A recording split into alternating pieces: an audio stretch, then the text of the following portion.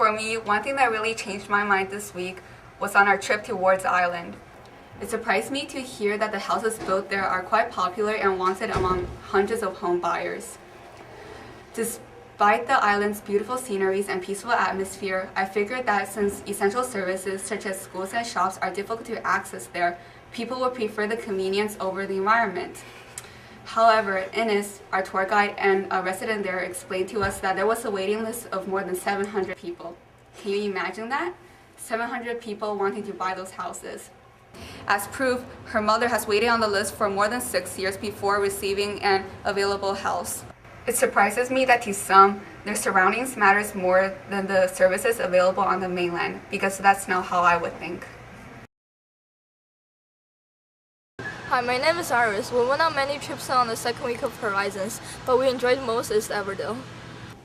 When we first heard that Everdale was one of the trips that we were going on for the second week, we thought that it would be the most dull and the most boring. Our first experiences on the farm were usually just boring, petting animals, or we'd end up stepping in their food or other stuff that we're not going to mention. But it turned out that it was one of our most favorite trips, surprisingly. Everdale was different from most of the farms we went to. It is an organic farm. They use solar panels and a small wind turbine to harness energy. They also do not use pesticides when growing their food, such as the delicious snow peas we picked. I didn't really like snow peas until then.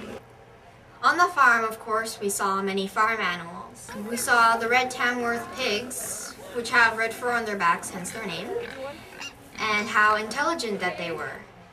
And also, our personal favorite was, of course, the chickens. Now, we got to catch the chickens on the farm, and Karen, our guide, and the farmer there, she showed us how to catch the chickens, where you hold it like a football, kind of like that, and you just pick them up gently, but it was a lot harder than it actually did look, which was expected, of course. Now, some of us did actually succeed in catching a chicken, and some of us did fail, but either way, it was still like loads of fun, lots of fun.